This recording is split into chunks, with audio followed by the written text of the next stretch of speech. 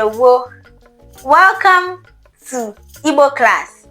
In today's video, we'll be talking about Igbo words that begins with the letter D.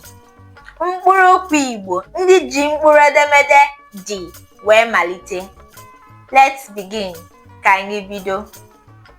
Igbo words that begins with the letter D. D for husband. D, husband. Dim, my husband. D and I, that is D na I. D, husband. D, husband. Dinta. Dinta for hunter. Dinta, hunter. Kedu ihe a na-akpọ hunter n'asụsụ Igbo? Dinta. Diokpara. Diokpara. Diokpara for first son, that's the heir apparent of the family. Diokpara, first son. Kedu diokpara unu? Where is your first son? Ibu diokpara?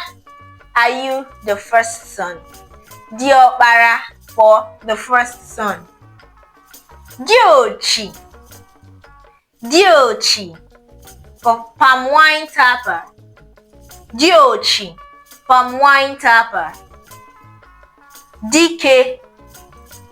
Dike for the mighty one. Obu Dike. Dike na dimpa for mighty. Dike, which is D and Ike. Dike, mighty one. Dibia. Dibia for doctor. Dibia for doctor. Obuzelu dibia ordinala. Then we are not talking of native doctors. Dibia Oyibo for the medical doctors that we have of today. Dibia for doctor. They can also be called dokinta. Dibia, doctor. Dibia ordinala, native doctors. Dibia Oyibo, medical doctors. Da. Da, to fall. Da, fall. Da. Danala, fall on the ground. Dara. Dara, fell. That's the past tense of da. Da, to fall. Dara, fell. Dara. Dara, fell. There. There, to write. There, write. There, ihe m na-akụziri gị ugbu a. Write down what I'm teaching you now. There, to write. Anyị hụ mkpụrụ okwu a. Ọtụtụ n'ime ndị mmadụ ga-akpọ ya die. Mana cheta na ọ bụghị okwu bekee ka anyị na-eleba anya na ya, ọ bụ okwu Igbo. Gịnị ka okwu a pụtara? Die. Die, to endure. Die, endure. Nke a bụ ọ bụrụ na ihe mwute maọbụ ihe ọjọọ mere mmadụ, kedu ka ị ga-esi kasie onye ahụ obi? Isi onye ahụ die ya, endure it. Die, ọ bụrụ die. Die, to endure. Anyị nwekwaziri duo. Duo, to lead. Duo, lead. Duru, led. Duru, led. Duo, lead. Duru, led. Dobe. Dobe, to keep. Dobe, mkpịsị odee. Dobe akwụkwọ gị. Dobe akwa gị nke ọma. Keep your clothes well. Dobe, to keep. Dobe, to keep. Daalụ, well done. Daalụ, well done. At the end of an accomplished task, kedu ihe ị ga-ekwu? Daalụ, well done.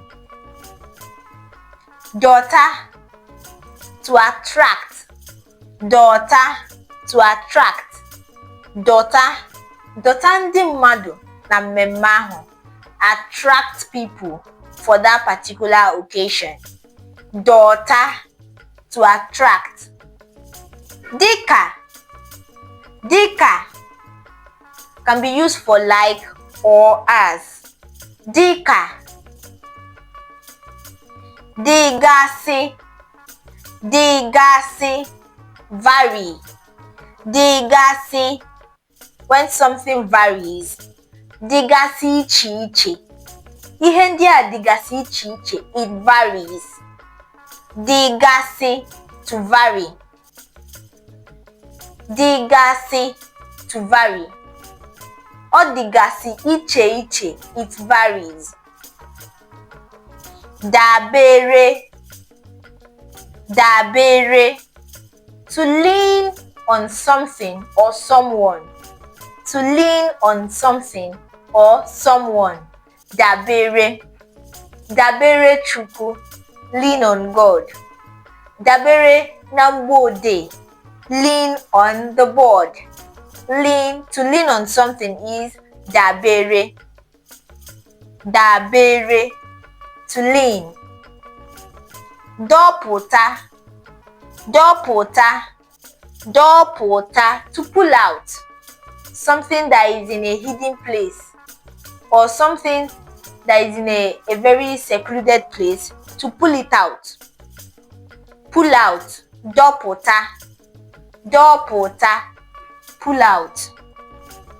Dọlite, dọlite, to uplift. Dọpụta, pulling out. Dọlite, uplifting. Dọpụta, dọlite. Dọpụta, to pull out. Dọlite, to uplift something or someone. Dada, dreadlock. Dreadlock. Ihu ndị bụ dreadlock n'isi. Ihe a na-akpọ ha bụ ndị dada. Dreadlock ka a maara dịka dada. Dada, dada, dreadlocks. Dupu, dupu, to see someone off. Dupu, dupu, to see someone off. After enjoying a friendly visit, seeing the person off, ị na-edupu onye ahụ. Dupu onye ahụ, to see the person off. Dupu, to see off or to see out. Danye, danye, to fall in. Danye, to fall in. Danye na atụmatụ m, to fall into my plans. Danye n'ime olulu, to fall into a hole. Danye is to fall in. Danye, fall in. Dọtịa, dọtịa, to extend. Dọtịa, to extend. Dọtịa, extend. Dọka, dọka, to tear. Dọka, to tear. Dọka akwa gị. Dọka akwa gị. Tear your clothes. Dọka akwụkwọ ahụ. Tear the book. Dọka, to tear. That's to shred. To tear something into pieces. This brings us to the end of our video today. There are so many other Igbo words that begins with the letter D. Don't forget to write them in the comment section. Like and share this video. Till I come your way again, abụ m onye nkuzi Chiamaka at Igbo Class. Ka emesịa.